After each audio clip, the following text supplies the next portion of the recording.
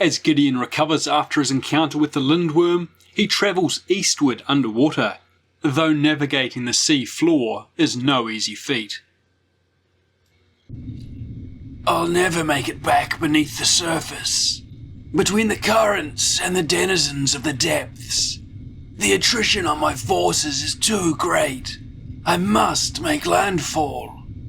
He comes ashore near the Majocracy of Fairguard, home of the Crimson Dawn.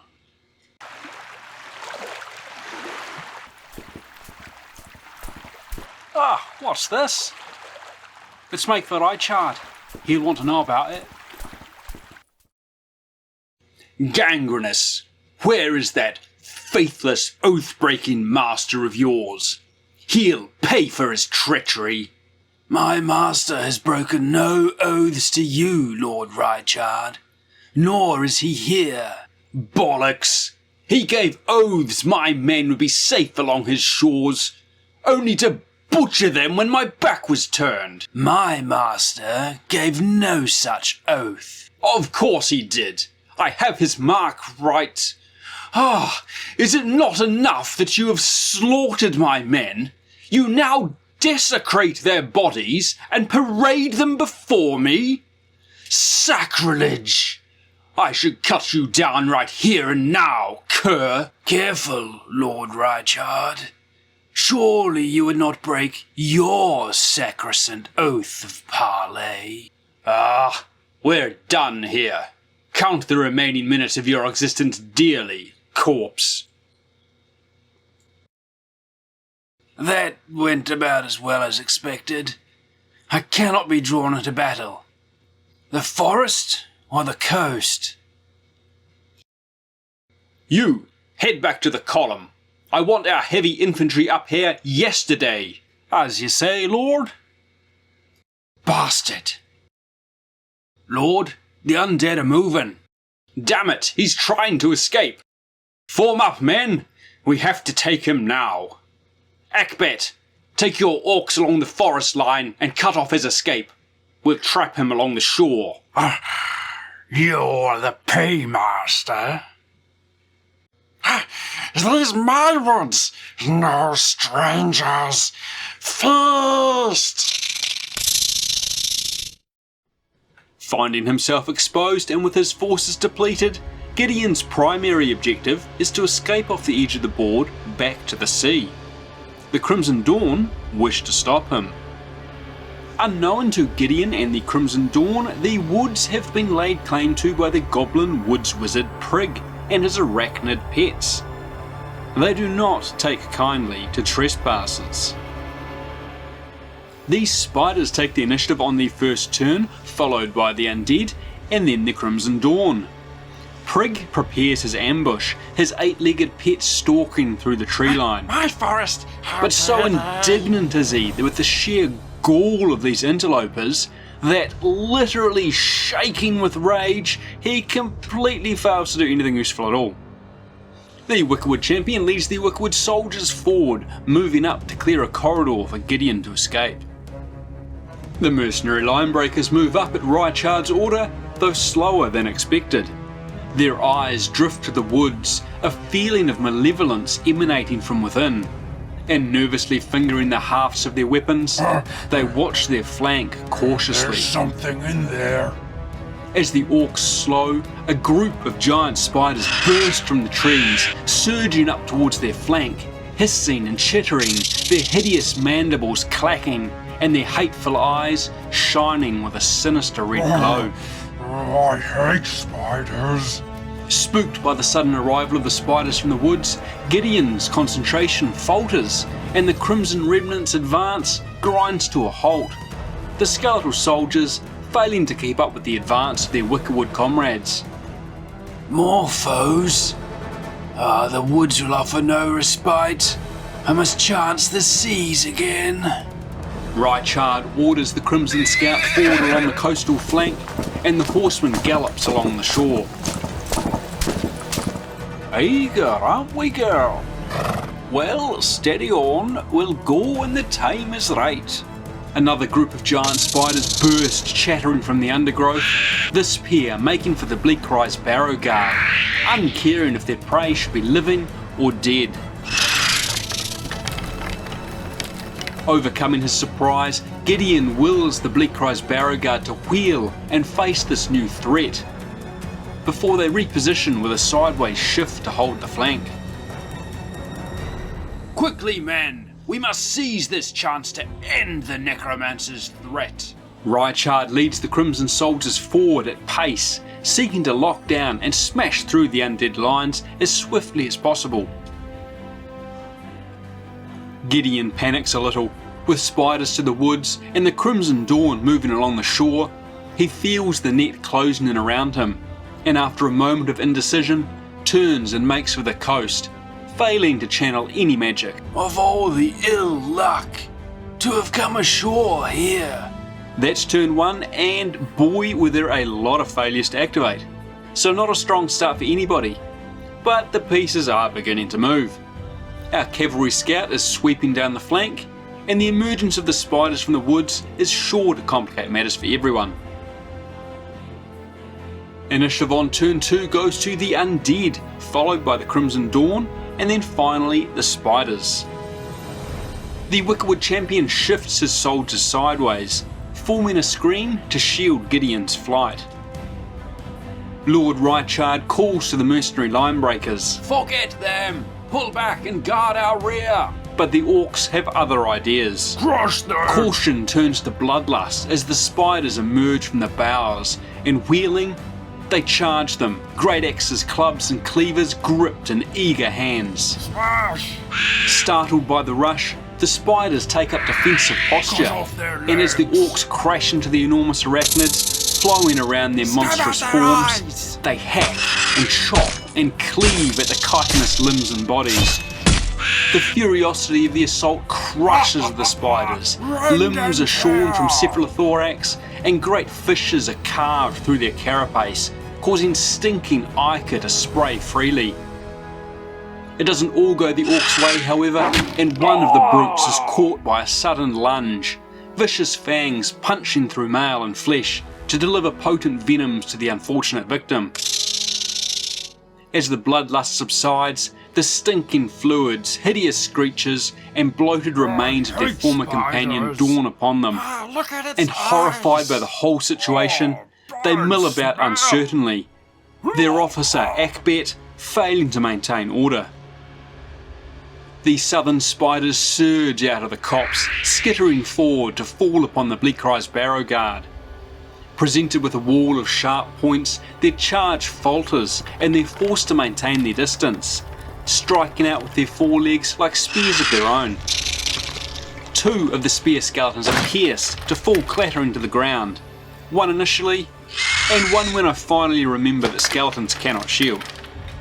The hard exoskeletons of the giant spiders is proof against the ancient spearheads of the skeletal spearmen, and under the thrusting limbs they are forced back, maintaining their dense wall of thorns. The Crimson Remnant continue to suffer under Gideon's lack of focus, shuffling around to face the coast, but failing to move into a position to help. Is their reluctance Gideon's fault alone, or is there some lingering loyalty to their former lord holding them back? Tugging on the reins to pivot about, the Crimson Scout trots forward, keeping close to the main body of troops, weary of being caught out alone. Quivering in anger, Prig the Woods Wizard turns towards the orcs and reaches into one of his pouches, withdrawing a glossy white globe. Shrieking incoherently, he hurls it through the woods to land among the mercenary linebreakers. It bursts in a sticky white spray, coating the orcs in a dense mat of webbing and snaring them in place. What is this? Projectile thrown, he slinks back through the woods, hiding among the trees. My home. Still panicking about a situation, Gideon shuffles sideways, indecision on what to do, still warring amongst his mind. Swearing at the disobedience and unreliability of the mercenary orcs, Lord Rychard marches his soldiers forward, but sighting the tattered forms of the Crimson Remnant as they move up around the ruined cottage, The Crimson soldiers stop in their tracks Oh. and let out a cry of horror. How can it be? What cruel fate is this? To face their fallen brothers upon the field of battle? This is madness. That's turn 2 and nothing seems to be going to plan. The undead right is locked in place through spider or incompetence, and the orcs are lost in the woods. Things don't get much better elsewhere, with the majority of the remaining undead and human units simply failing to activate. Come on, guys. Turn 3 and initiative goes Undead, Spiders, and then Crimson Dawn. And Gideon gets his shit together. Knowing his fate lies in the fleshless hands of the Wickerwood champion, he takes a moment to enchant the Wickerwood soldier's weapons with sickly toxins, before turning to face the shore and his escape. The giant spiders stalk forward into the Bleakcry's barrow guard once more, still held back by the wall of points. But their base cunning has allowed them to adapt. Chittering loudly, they rise up, thrusting their legs forward to burst skulls and shatter rib cages, scattering 3 spear skeletons in mere moments. Though in rising up, they expose their weaker underbellies, and the skeletons are able to take advantage. Bronze spear tips punch through the weaker chitin of one of the spiders, causing great weeping wounds, though failing to finish the creature off. And a further skeleton is brushed aside by a sweeping limb. The others are forced to give ground once more, their once solid hedge beginning to thin. Steady, man. Lord Rychard steadies his men's nerves, promising vengeance for the desecration of their brothers. They march forward, flowing around the fence, and wheel into position to threaten the Wickerwood soldiers' path to the shore. Not so fast, corpse. The Crimson Remnant continue to stutter and start, their movements ragged as they lurch forward towards the coast and their living brethren. Stand firm, men. Courage leads us to victory. Still spitting tacks, Prig, the woods wizard, keeps shuffling sideways through the trees, keeping his distance from the orcs and getting better line of sight to his remaining pets. The mercenary linebreakers rally, their leader restoring order as the shock of their encounter with the spiders is overcome. Rip it apart. Working together, they manage to cut and tear their way free of the webbing that holds them in place, though it occupies their attention for some time. Club no cut. The Wickerwood soldiers are faced with a choice: defend Gideon from the mounted scout, or take the fight to Rychard and his bodyguard.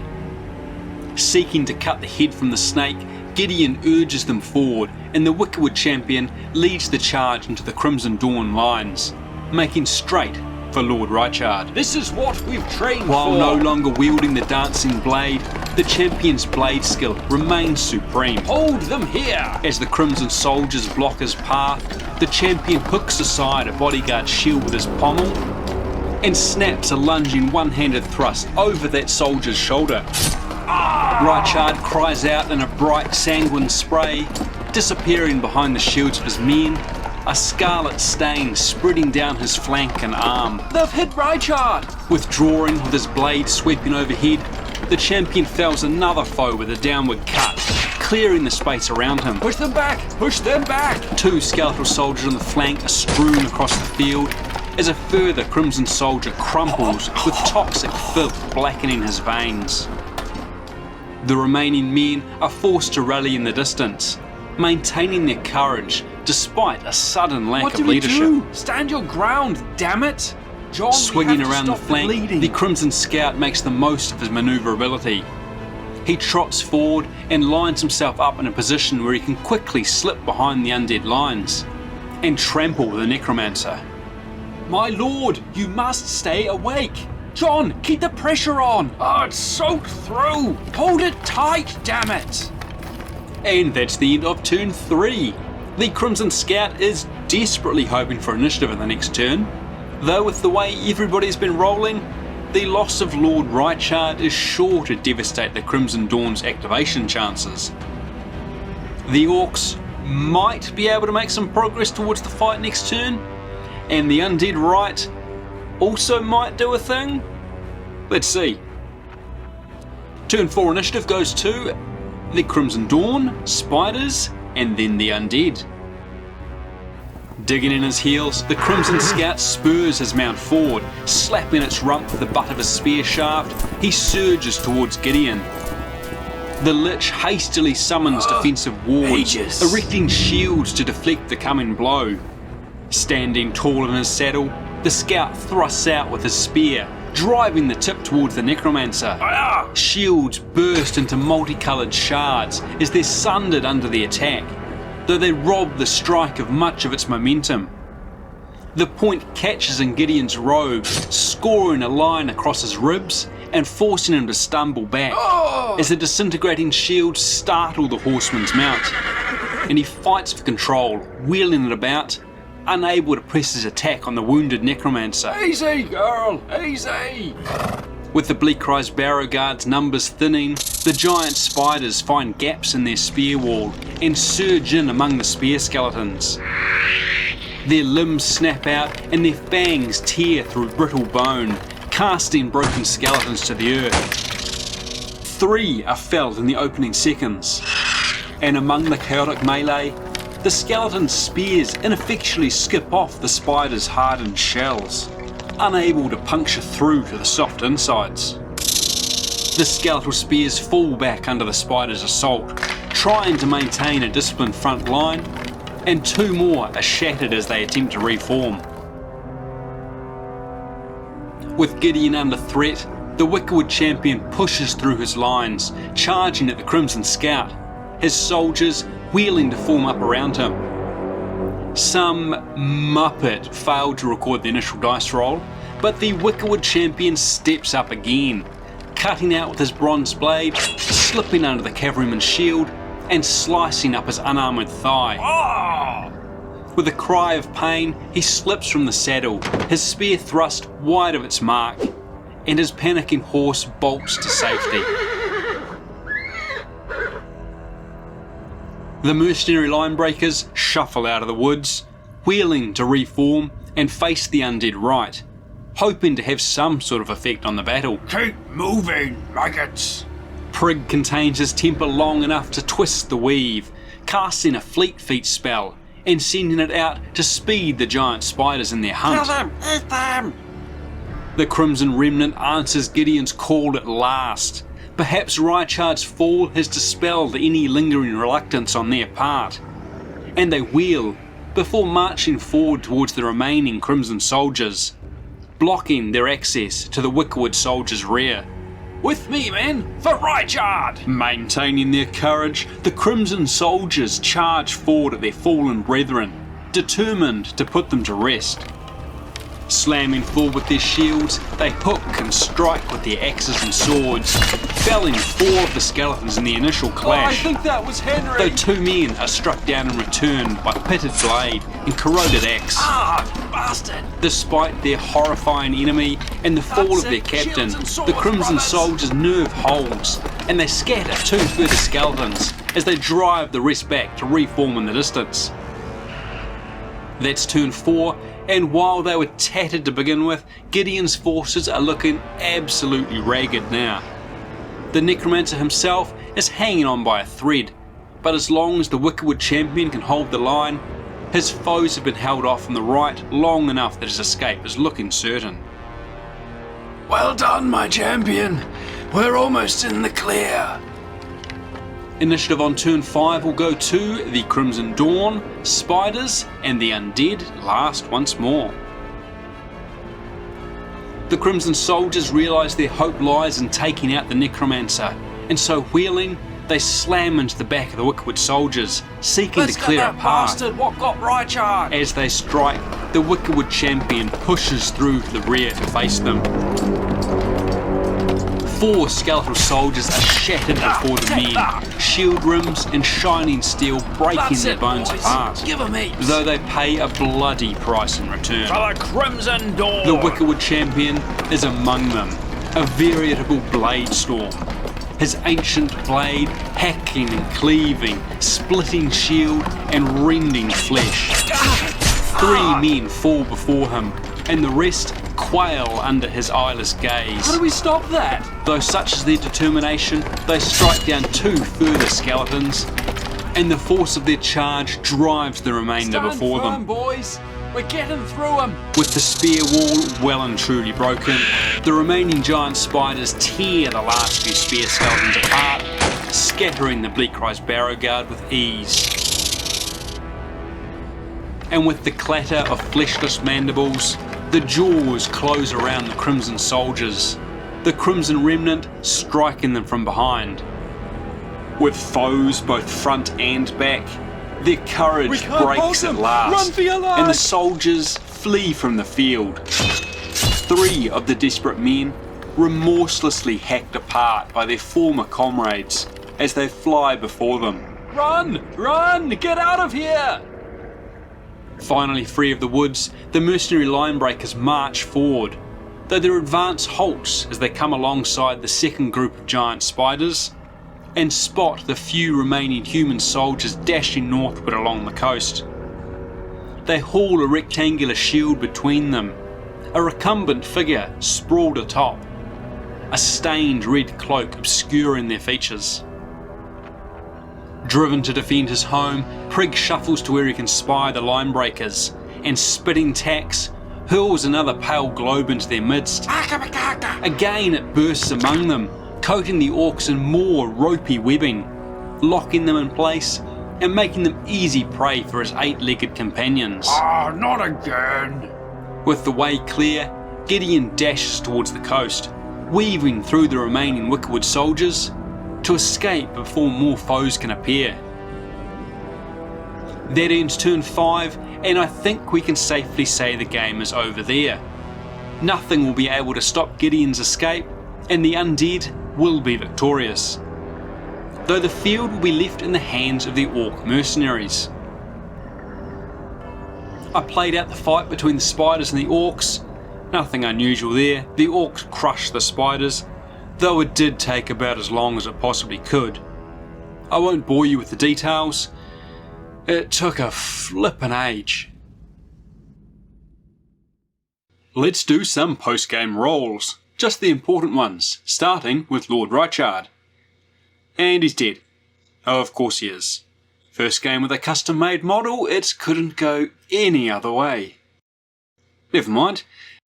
The Bleakrise Barrow Guard. Come away with light casualties, so they at least will be back whenever they're needed. I'll never make the whole trip back underwater, but with any luck, I'll be able to surface safely further along the coast. What's this? Fate smiles upon me after all. Weird smileth on me after Ealum.